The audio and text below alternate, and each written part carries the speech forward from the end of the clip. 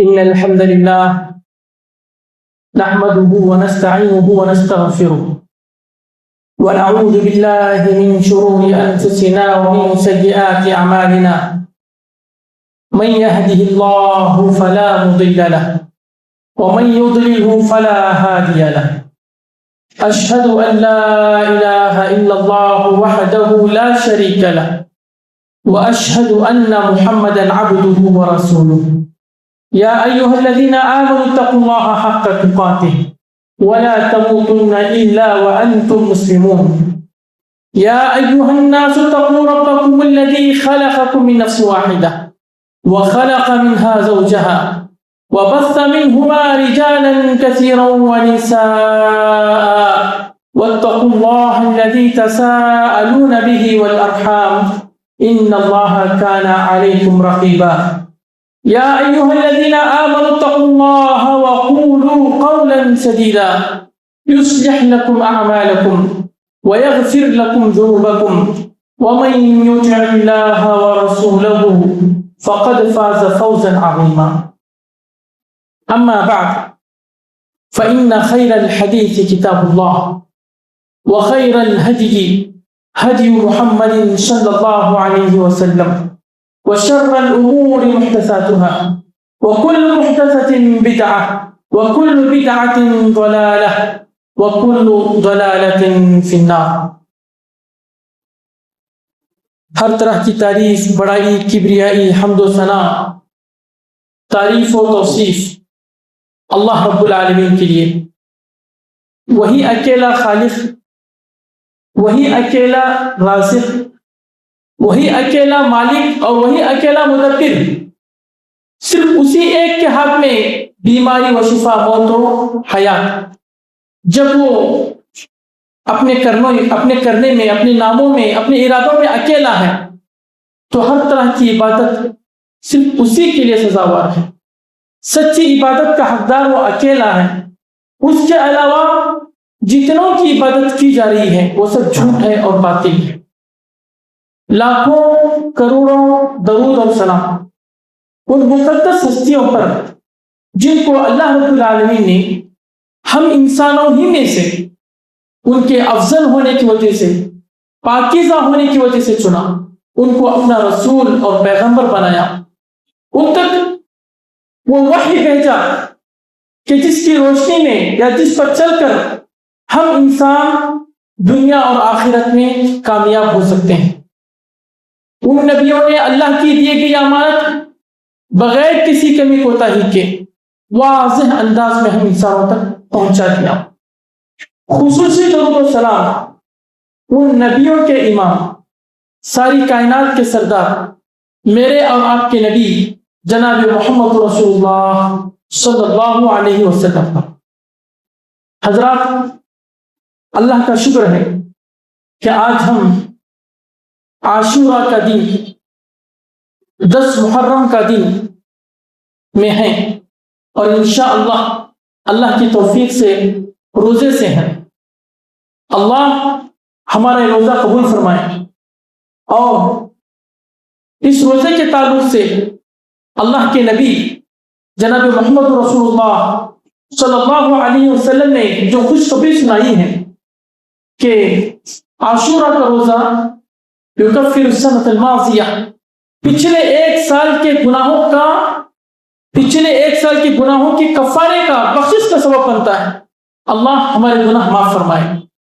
حضرات، یہ محرم کا مہینہ معلوم ہے کہ اسلامی تاریخ کا، اسلامی کیلنڈر کا سب سے پہلا مہینہ ہے. شروع دور میں جب اسلام آیا، صحابہ اکرام کی تعداد بڑھتی گئی. مکہ میں تھے نبی کریم صلی اللہ علیہ وسلم مسلمان. پھر جب مدینہ آ گئے، مدینہ آنے کے بعد، ہجرت کے بعد اللہ رب العالمین نے اسلام کو غلبہ عطا کیا، طاقت عطا کی. اسلام ایک الگ مذہب بن گیا. اسلام کے تابع الگ ممالک آ گئے، ہمارے خلیفہ بن گئے اور شام کے خلیفہ. ایک دنیا کا بڑا حصہ مسلمانوں کے زیر تسلط آ گیا. خط و کتابت ہوتی تھی، دوسروں کو خطوط بھیجنا پڑتا تھا، تاریخ کی ضرورت پڑی، کیونکہ اب الحمدللہ اسلام ایک تناور تخت بن چکا تھا، اس کی ایک اہمیت ہو گئی تھی، مسلمانوں کے اپنے ممالک تھے، اپنا ملک تھا، اپنا خلیفہ، اس کے الگ والی، اور الحمدللہ ہم ہی حاکم تھے، ہمارے تحت دوسرے سارے لوگ بس رہے تھے۔ تاریخ کی ضرورت پڑی، حضرت عمر رضی اللہ تعالیٰ عنہ کے دور خلافت، وہ بہترین دور خلافت، عدل و انصاف جس کو دنیا ابھی بھی یاد کرتی، جس عدل و انصاف اور جس بہترین حکمرانی کو دنیا اور دنیا کے بڑے لوگ ابھی بھی یاد کرتے ہیں۔ حضرت عمر رضی اللہ تعالیٰ عنہ کے زمانے میں تاریخ کی، ہماری اپنی الگ پہچان کی ضرورت پڑی، صحابہ کرام کو جمع کیا گیا، حضرت عمر نے اعلان کرایا جتنے بڑے صحابہ چھوٹے صحابہ سب ہیں آ جائیں، ہم مسلمان اپنی ایک الگ تاریخ بناتے ہیں، اس کے لیے مشورہ کرتے ہیں۔ صحابہ نے مشورہ دیا کہ نبی کریم صلی اللہ علیہ وسلم کی پیدائش کو ہم اصل مان لیتے ہیں، وہاں سے تاریخ شروع کرتے ہیں، وفات کو مناتے ہیں۔ دونوں رائے کو حضرت عمر نے رد کر دیا کہ نہیں، بہتر دوسری قومیں اپنی سرکار کی پیدائش یا وفات کے مطابق وہ اپنا کیلنڈر بناتے ہیں، یہ ہمارے لیے مناسب نہیں ہے۔ پھر ایک مشورہ آیا کہ نبوت کو اصل مان لیتے ہیں، نبوت کو اصل مان لیتے ہیں۔ تو پھر صحابہ کرام نے یہ کہا کہ جب نبی کریم صلی اللہ علیہ وسلم نبی بنے تھے، اسلام کمزور تھا، صحابہ کرام کو پیٹا جاتا تھا، امن نہیں تھا، اسلام کی کوئی شان نہیں تھی، خود نبی کریم صلی اللہ علیہ وسلم ستائے جاتے تھے۔ تو کہا کہ نہیں، نبوت کو بھی اصل ماننا صحیح نہیں ہے۔ پھر ایسی ہی باتوں میں ہجرت کا ذکر آ گیا، تو حضرت عمر رضی اللہ تعالیٰ عنہ نے یہ جملہ پکڑ لیا کہ الہجرہ، نہیں، ہجرت ہی کو اصل بناتے ہیں، کیونکہ ہجرت ہی کے بعد اسلام کا نام سربلند ہوا، اذانیں دی جانے لگی، جماعت قائم کی جانے لگی، عیدیں ہم بڑے شوق سے بنانے لگے، کوئی ڈر نہیں تھا، کوئی خوف نہ تھا۔ ہجرت یہ حق اور باطل کے درمیان تمیز تھی، ہجرت نے اسلام کا سر بلند کیا تھا۔ ہم ہجرت کو اصل بناتے ہیں، تو ہجرت ٹھیک سے ہمارا اپنا کیلنڈر شروع کرتے ہیں۔ تو یہ تو بات نہیں ہو گئی کہ ہجرت ہماری سال کی یا ہماری تاریخ کی اصل محور ہے، لیکن کس مہینے کو اصل مانا جائے، کس مہینے کو پہلا مہینہ مانا جائے؟ تو کہا گیا کہ نبی کریم صلی اللہ علیہ وسلم نے ہجرت تو ربیع الاول میں کی ہے، لیکن ہجرت کے بارے میں سوچ، اس کی پلاننگ اور اس کی تیاری وغیرہ محرم کے مہینے سے شروع کی۔ ہجرت کی تاریخ، ہجرت ربیع الاول میں ہوئی، لیکن اس کے تعلق سے سوچ و بچار اور ساری تیاریاں محرم کے مہینے میں شروع ہوئی۔ محرم ہی کی اصل اس کی ابتدا ہوگی، محرم کو اصل ہم مانتے ہیں۔ اور محرم کو اصل ماننے میں ایک آسانی یہ بھی ہوگی کہ عرب کے لوگ زمانے جاہلیت میں اپنا سال ایسے ہی طے کرتے تھے کہ حج ہوا، حج کے بعد الحمدللہ ہم نے حج کر لیا، ساری چیزیں ہو گئی، اب نیا سال شروع کرتے ہیں۔ ان کے ذہنوں میں پہلے سے ہی سب بیٹھا ہوا تھا کہ حج ہو گیا، حج کی عبادت وغیرہ ہو گئی، ہم نے حاجیوں کی خدمت کر لی، سارے لوگ اپنی اپنی ذمہ داری سے دستبردار ہو گئے، اب چلو پھر نیا شروع کر دیں۔ یا کوئی بھی نیا کام شروع کرنا ہوتا، کوئی چیز بنانی ہوتی، تو محرم کا انتظار کرتے ہیں کہ حج ہونے دیں، حج ہو جائے گا، حج کی ذمہ داری سر سے ہٹ جائے گی، پھر وہ نیا کام شروع کرتے ہیں۔ تو ایک ان کی عادت بنی ہوئی تھی محرم سے چیزیں یا اپنے جو بھی ارادے شروع کرنے کے۔ تو پھر جب ہجرت کی ابتدا یا ہجرت کی کوشش محرم سے شروع ہوئی تھی، تو طے ہو گیا کہ ہم محرم سے تاریخ شروع کرتے ہیں۔ تو آج ہم 1440 پر 8 میں ہیں، یہ محرم کا مہینہ ہے، یہ اللہ کے پاس بڑا ہی معزز مہینہ ہے، شہر اللہ المحرم۔ اس مہینے کو اللہ رب العالمین نے اپنی طرف منسوخ کیا ہے۔ جن چیزوں کی قدر اللہ بتانا چاہتا ہے ان کو اپنی طرف منسوخ کرتا ہے، جیسے کعبۃ اللہ کو اپنے طرف منسوخ کیا، صالح علیہ السلام کی اونٹ کو اپنے طرف منسوخ کیا، عیسیٰ علیہ السلام کو اللہ نے اپنے لفظ کن سے پیدا کیا تھا، ان کی روح عجیب طریقے سے آئی تھی، جب اس کو اپنی طرف منسوخ کرنا تو اللہ نے ان کو روح اللہ کہا۔ جن چیزوں کی قدر اللہ بڑھانا چاہتا ہے یا کسی چیزوں کی اہمیت کو بیان کرنا چاہتا ہے اپنی طرف منسوخ کرتا ہے۔ یہ مہینہ محرم کا مہینہ، محرم کا مہینہ ہوتا ہے ایسا مہینہ کہ جس میں گناہ کے کام نہ کیے جائیں، جس کی تعظیم کی جائے، جس کی عزت کی جائے، معزز مکرم یہ مہینہ ہے محرم کا مہینہ۔ اسی لحاظ سے مسجد حرام کو مسجد حرام اس لیے کہتے ہیں کہ یہ پاکیزہ جگہ ہے، اسے گناہ نہیں کرنا چاہیے۔ عربی زبان میں یا عرب کے لوگ عورتوں کو حریم کہتے ہیں کہ یہ بڑی مقدس ذاتیں ہیں، ان پہ ظلم نہیں کرنا چاہیے، ان کو مارنا پیٹنا نہیں چاہیے، ان کی قدر کرنی چاہیے، ان کا احترام کرنا چاہیے۔ یہ اسی مہینے سے، یہ مہینہ محرم کا مہینہ اللہ نے اس کو اپنی طرف سے جوڑا، اپنی طرف منسوخ کیا، شہر اللہ، اللہ کا مہینہ۔ اور اس مہینے میں جو عبادت، روزوں کی عبادت کہ جو اللہ کو پسند ہے کہ ایک انسان اللہ کی رضا کے لیے اپنی محبوب چیز، انسان کے پاس سب سے محبوب چیز کھانا پینا ہے۔ جی، کھانے پینے کے لیے ہم ساری ایک کاروبار کرتے ہیں، ہم اسی کے لیے تھکتے ہیں۔ کھانا پینا انسان کو بہت محبوب ہے۔ اللہ یہ چاہتا ہے کہ انسان اللہ کی رضا کے لیے اپنی محبوب چیز چھوڑ روکا رہے۔ اللہ نے اپنے اس مبارک مہینے میں، اپنے اس خاص مہینے میں، اس مہینے کے روزوں کو اللہ پسند کرتا ہے۔ اس مہینے میں بھی خصوصی لحاظ سے عاشورہ کا دن، اس مہینے کی 10 تاریخ کا اللہ کے پاس ایک بڑا مقام ہے، اس کا ایک بڑا درجہ ہے۔ اسی دن اللہ رب العالمین نے موسیٰ علیہ السلام کو اور ان کے قوم بنی اسرائیل کو فرعون جیسے ظالم جابر شخص کے ظلم اور بے انتہا ظلم سے نجات دی تھی۔ یہ دن نہ صرف اسلام میں معزز تھا، بلکہ اسلام سے پہلے جو لوگ عرب میں رہتے تھے، عرب لوگ، ان کے پاس یہ دن معزز تھا، مکرم تھا، وہ اس دن کا روزہ رکھا کرتے تھے اسلام سے پہلے بھی، اور یہودیوں کے پاس تو تھا ہی معزز۔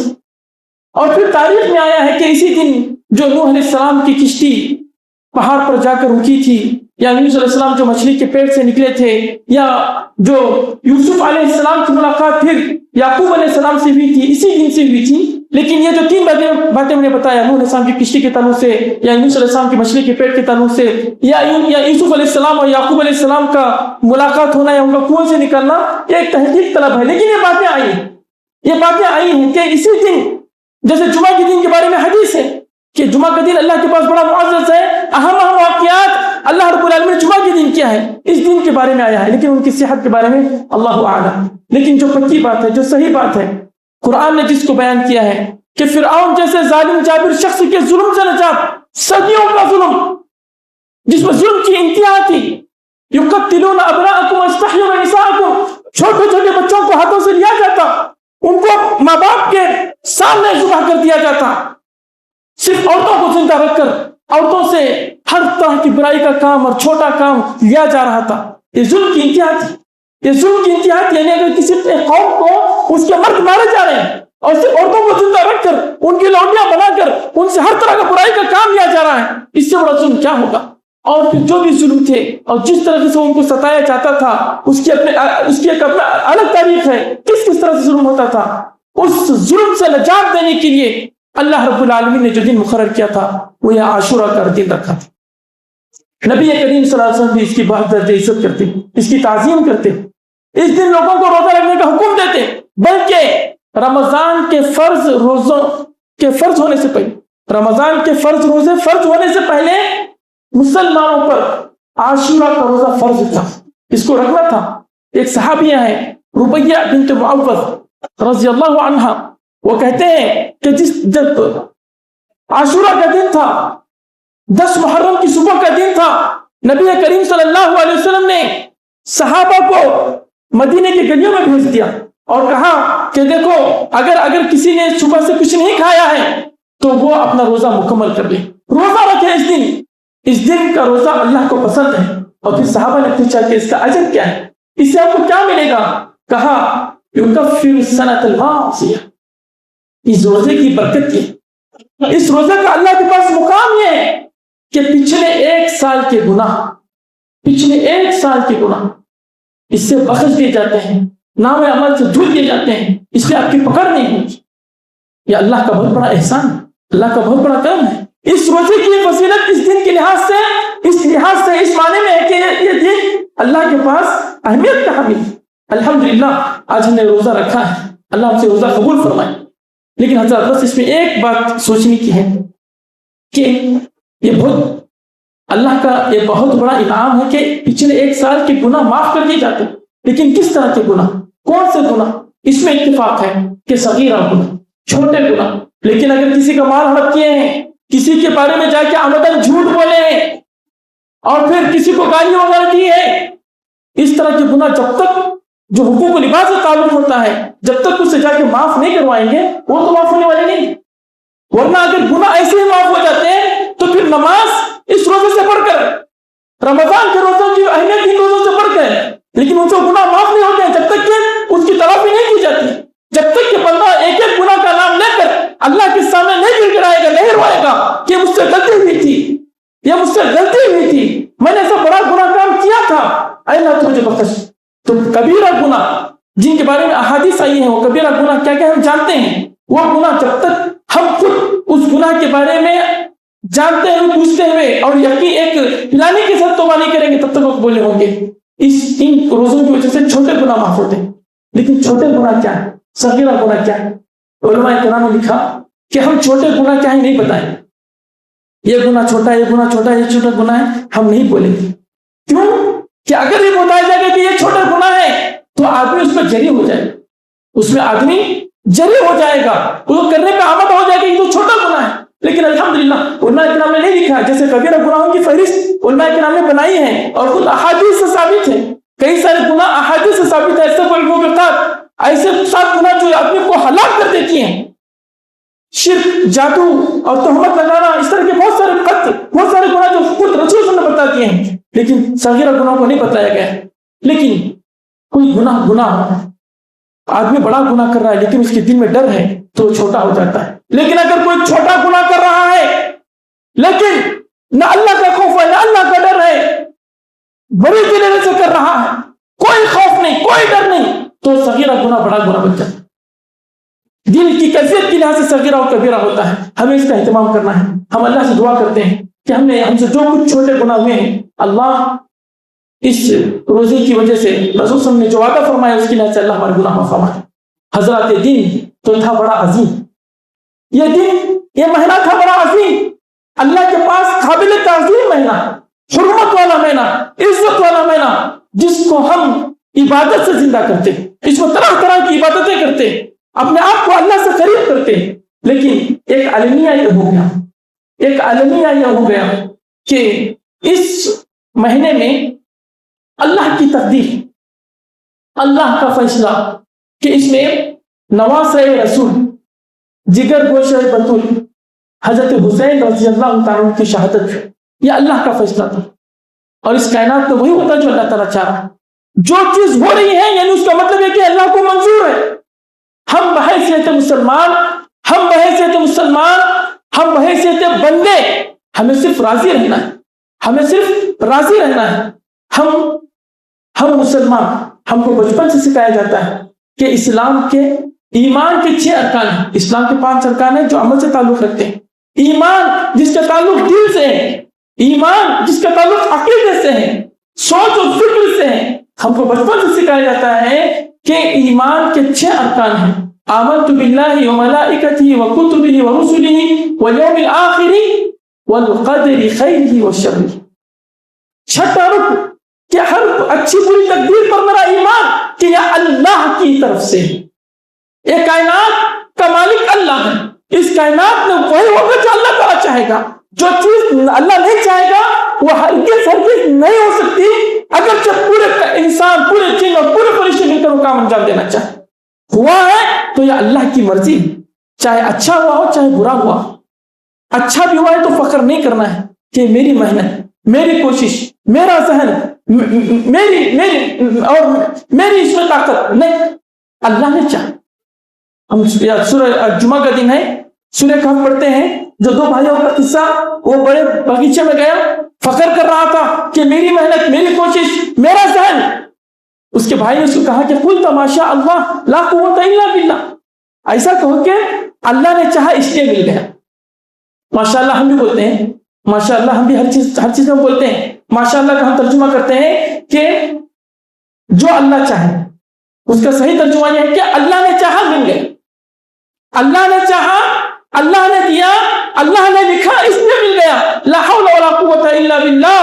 اللہ کی مدد کے بغیر, اللہ کی آسانی کے بغیر یہاں پہ کچھ نہیں ہو سکتا. ورنہ بڑے بڑے پتہ نہیں منٹوں میں کیا کیا ہو جاتے, اور چھوٹے چھوٹے پتہ نہیں اللہ ان کو کیسے پہنچا دیتا ہے. یہاں پہ انسان کی ذہن, انسان کی محنت کا کچھ بھی حصہ نہیں ہے. ہاں سبب ہے, سبب ہے. جب اللہ تعالیٰ اس سبب کو مبارک فرمائے, جب اس سبب میں اللہ تعالیٰ کچھ برکت ڈال دے تب وہ یہ ہوتا ہے. تو ہم مسلمان ہیں, بڑا حادثہ ہو گیا, اس میں شک نہیں. حضرت حسین رضی اللہ تعالیٰ عنہ نبی کریم صلی اللہ علیہ وسلم کے بہت زیادہ قریب, بہت زیادہ چہیتے تھے. کتنی حدیثیں ہیں جو یہ بتلاتے ہیں کہ نبی کریم صلی اللہ علیہ وسلم اپنے نواسے سے حد درجے محبت کرتے تھے. نبی کریم صلی اللہ علیہ وسلم اس کائنات کے سب سے عظیم انسان, سب سے اچھے انسان, جو بھی اچھائی کا کام ہے نبی کریم صلی اللہ علیہ وسلم نے اس کو بہتر انداز سے ادا کیا. نبی کریم صلی اللہ علیہ وسلم ایک بہترین باپ بھی تھے, ایک بہترین شوہر بھی تھے, ایک بہترین نانا بھی تھے. یہ نانا اور نواسوں کی محبت دنیا نے دیکھا. ایک صحابی کہتے ہیں کہ نبی کریم صلی اللہ علیہ وسلم نے ان دونوں بچوں کو, حسن حسین کو, جو نبی وسلم کی بیٹی, چھوٹی بیٹی فاطمہ کے تھے, ان کو سینے سے لگایا, اپنے سینے سے چمٹایا, صحابہ کے سامنے کہا اللہم انی احبہما فاحبہما. اے اللہ میں ان دونوں بچوں کو سے بہت محبت کرتا ہوں, یہ میرے نواسے ہیں, یہ میری پیاری بیٹی کے بچے ہیں, میں ان سے محبت کرتا ہوں, تو بھی ان سے محبت کر, تو ان سے خوش ہو جا, تو ان سے راضی ہو جا. ایک مرتبہ حضرت ابو ہریرہ رضی اللہ تعالیٰ فرماتے ہیں, حضرت ابو ہریرہ رضی اللہ تعالیٰ فرماتے ہیں کہ ایک مرتبہ نبی کریم صلی اللہ علیہ وسلم اپنے گھر سے نکلے. ہم دیکھ رہے ہیں کہ نبی وسلم کے ایک کندھے پر حسن ہے اور دوسرے کندھے پر حسین ہے. نبی کریم صلی اللہ علیہ وسلم فرد محبت سے کبھی ان کو چوم رہے, کبھی ان کو بوسہ دے رہے. یہ تھے ہمارے نبی کریم صلی اللہ علیہ وسلم, عظیم تھے نبی کریم صلی اللہ علیہ وسلم. اپنے نواسوں کو لیے ہوئے, ایک کندھے پر ایک نوازا, دوسرے کندھے پہ دوسرا نوازا لیے, ان کو چوم رہے ہیں, ان کو پیار کر رہے ہیں. کہا من احبہما فقد احبنی. سارے صحابہ دیکھ رہے تھے. کبھی گھر سے گھر نکلے, نبی صلی اللہ علیہ وسلم کا گھر مسجد نبی سے لگا ہوا تھا, ایک دروازہ دوسری طرف کھلتا, ایک دروازہ مسجد میں کھولتا. کہا صحابہ کو, کہا من احبہما فقد احبنی ومن ابغضہما فقد ابغضنی. جو ان دونوں سے محبت کرتا ہے وہ در حقیقت مجھ سے محبت کرتا ہے. جس کو مجھ سے محبت ہوگی اس کو میرے نواسوں سے محبت ہوگی. وہ ان تعلق سے کبھی بغض, کبھی نفرت یا کبھی ان کو دوسرے معنی میں نہیں لے گا, ان سے محبت کرے گا. ومن ابغضہما فقد ابغضنی. لوگوں یاد رکھ لو, اگر کسی کے دل میں کچھ بھی ان کے تعلق سے بغض ہے, نفرت ہے, یا ان کے تعلق سے اس کو محبت نہیں ہے, وہ در حقیقت مجھ سے بغض کرتا ہے. یہ روایت ابن ماجہ کی ہے, البانی صاحب نے اس کو صحیح قرار دیا. اور اس سے پہلے جو میں نے روایت بیان کی تھی نبی وسلم کا حسن حسین کو سینے سے لگانا, یہ روایت ترمذی کی ہے جس کو البانی صاحب نے صحیح قرار دیا. ایک مرتبہ کا واقعہ حضرت بریدہ رضی اللہ تعالیٰ عنہ فرماتے ہیں کہ نبی کریم صلی اللہ علیہ وسلم ممبر پر تشریف فرما ہم کو نصیحت فرما رہے, ہمیں نصیحت, کچھ واضح و نصیحت فرما رہے تھے. دیکھا دور سے حسن حسین سرخ لباس پہنے, سرخ قمیص پہنے نانا کی طرف دوڑے آ رہے ہیں, لیکن کپڑا ان کے پیر میں آ رہا ہے جس کی وجہ سے گر رہے ہیں. لال سرخ کپڑوں میں حسن حسین تیار ہو کر نانا سے ملنے کے لیے آ رہے ہیں. نبی کریم صلی اللہ علیہ وسلم ممبر پر بیٹھے صحابہ کو کچھ نصیحت کر رہے ہیں. دونوں چلتے آ رہے ہیں, دوڑتے آ رہے ہیں, کپڑا پیر میں آ جانے کی وجہ سے گر رہے ہیں. نبی کریم صلی اللہ علیہ وسلم سے ان دونوں کا گرنا دیکھا نہیں گیا. نبی کریم صلی اللہ علیہ وسلم نے اپنی واز و نصیحت, اپنا یہ بات چھوڑ دی, اٹھ کر گئے, دونوں کو اٹھا لیا, دونوں کو اٹھا کر اپنے ہاتھوں میں دونوں کو لیے پھر ممبر پر آ گئے, ممبر پر بیٹھے, دونوں کو ممبر پر بٹھایا اور کہا کہ اللہ نے سچ کہا, انما اموالکم اولادکم فتنہ, یہ مال اور اولاد تم کی فتنہ ہے. کبھی تمہیں اللہ کے ذکر سے غافل کر دیتے, اللہ کے ذکر سے تمہیں غافل کر دیتے ہیں. کہا نبی کریم صلی اللہ علیہ وسلم نے, میں نے ان چھوٹے بچوں کو دیکھا, یہ گر رہے تھے, مجھ کو برداشت نہیں ہوا, مجھ سے برداشت نہیں ہوا کہ وہ گرے، کہیں چوٹ نہ آ جائے، میں وہ اٹھا کر لے کر آ گیا۔ اور نبی کریم صلی اللہ علیہ وسلم کا دونوں ہاتھوں سے اٹھانا اس بات کی دلالت کرتا ہے کہ نبی کریم صلی اللہ علیہ وسلم ہر لحاظ سے عظیم تھے، طاقت میں بھی بڑے عظیم تھے۔ نبی کریم صلی اللہ علیہ وسلم کا ایک چہرہ ہمارے سامنے رہتا ہے، حلم کا، بردباری کا، معافی کا، بخشنے کا، اس کے بھی مقابل نبی کریم صلی اللہ علیہ وسلم بہت مضبوط تھے، بہت مضبوط تھے۔ حضرت علی رضی اللہ تعالیٰ عنہ، جن کو شیر خدا کہا جاتا ہے، کہہ سکتے ہیں بڑے چری، بڑے بہادر، حضرت علی رضی اللہ عنہ کہتے ہیں کہ جب بڑی گھمسان کی جنگ ہوتی، جب جنگ اپنے پورے زوروں پر ہوتی، تو اس وقت ہم نبی کریم صلی اللہ علیہ وسلم جہاں ہوتے ہیں وہاں پہ رہنا پسند کرتے، کیونکہ نبی کریم صلی اللہ علیہ وسلم کسی کافر کو آنے نہیں دیتے۔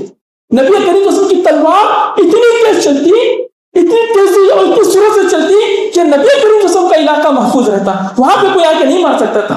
بڑے بہادر تھے نبی کریم صلی اللہ علیہ وسلم، دونوں کو اٹھائے، آئے ممبر پر ان کو اٹھایا اور کہا کہ مجھ سے ان کی تکلیف برداشت نہیں ہوئی۔ حضرت عبداللہ بن عمر ابن عمر رضی اللہ تعالیٰ عنہ، ان سے ایک عراقی آدمی نے سوال کیا کہ مچھر کا خون اگر کپڑوں پہ لگ جائے تو کیا چھوڑ دیں یا اس کو دھلنا ہے، وہ نجیس ہے کیا ہے؟ مچھر کا خون لگ جائے کپڑوں پر، دھلنا چاہیے کہ چھوڑ دیں، کہ وہ نجیس کے حکم میں آئے گا کہ اس کو دھلنا ضروری ہے؟ حضرت عبداللہ بن عمر رضی اللہ تعالیٰ عنہما نے کہا کہ یہ عراقی آ کر مچھر کے خون کے بارے میں پوچھ رہا ہے، لیکن یہ یہی لوگ ہیں جنہوں نے حضرت حسین رضی اللہ تعالیٰ عنہ کا خون بہایا تھا۔ حضرت حسین رضی اللہ عنہ کا یہ خون بہانے والے یہ عراقی آج آ کر مچھر کے خون کے بارے میں پوچھ رہے ہیں، جبکہ نبی کریم صلی اللہ علیہ وسلم نے اس حسن حسین کے بارے میں کہا تھا، ہما ریحانتی من الدنیا، یہ دنیا کے میرے پھول ہیں۔ دنیا میں اگر کوئی پھول جس کو میں دیکھوں تو مجھے خوشی ہو، دنیا کا کوئی پھول جس کو میں سونگوں تو میرے دل میں خوشی حاصل ہو، یہ دنیا کے میرے پھول کوئی دوسرے پھول نہیں ہے، یہ حسن حسین۔ یعنی حضرت عبداللہ بن عمر نے فرمایا کہ جس بچے کو نبی کریم صلی اللہ علیہ وسلم نے اپنا پھول کہا تھا، یہ انہوں نے اس کا خون کیا، اور آج کہتے ہیں کہ مچھر کا خون کیا ہے، دھلنا ضروری ہے یا نہیں؟ ان چیزوں سے کیا ثابت ہو؟ حسن حسین رضی اللہ عنہ کا مقام۔ حقیقت میں ہم مسلمانوں کو، ہم اہل الحدیث کو، ہم سلفیوں کو، ہم جو کتاب و سنت میں رہنا چاہتے ہیں، ہمیں سمجھ لینا چاہیے کہ اہل بیت کی محبت ایمان کا حصہ ہے۔ جیسے صحابہ سے محبت ضروری ہے، جیسے علماء سے محبت ضروری ہے، جیسے صالحین سے محبت ضروری ہے، اسی میں ایک نام آتا ہے اہل بیت کا۔ اہل بیت جو نبی کریم صلی اللہ علیہ وسلم کے اپنے خاندان والے، ان سے محبت، ان کا احساس، ان کو دوسروں سے بڑا سمجھنا یہاں پر ضروری ہے۔ قرآن کی آیت اللہ نے فرمایا، انما یرید اللہ لیذھب عنکم الرجس اہل البیت ویطہرکم تطہیرا، اللہ تم سے چاہتا ہے اے اہل بیت، اللہ تم کو گناہوں سے، نجس سے، شرک کی نجاست سے، گناہوں کی نجاست سے پاک کرنا چاہتا ہے۔ اہل البیت کا لفظ آیا، ازواج مطہرات اس سے مراد تھے۔ ازواج مطہرات کے ساتھ ساتھ اس اہل البیت نے حضرت علی، حضرت فاطمہ، حضرت حسن حسین کو شامل کرنے کے لیے نبی کریم صلی اللہ علیہ وسلم نے ان کو بلا بھیجا۔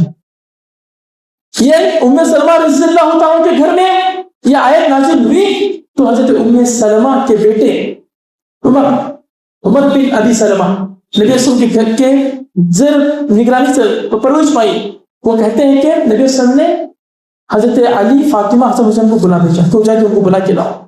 گھر لگا ہوا تھا، ان کو بلا کے لایا گیا تو نبی کریم صلی اللہ علیہ وسلم نے ایک چادر پھیلائی، ان چاروں کو پیش لیا، حضرت فاطمہ کو لیا، حضرت حسن کو، حسین کو لیا، حضرت علی پیچھے تھے، پیٹ کے پیچھے ان کو بھی لیا، اور کہا اللہم ہؤلاء اہل بیتی، اللہم ہؤلاء اہل بیتی فطہرہم تطہیرا، اے اللہ یہ میرے اپنے گھر والے، یہ میرے اپنے گھر والے ہیں، تو ان کو گناہوں سے پاک کرنا، جو تم نے وعدہ کیا ہے، یطہرکم تطہیرا، گناہوں سے، شرک کی نجاست سے، گناہوں کی نجاست سے تو پاک کرنے کا جو وعدہ کیا ہے، تو ان کو پاک کرنا۔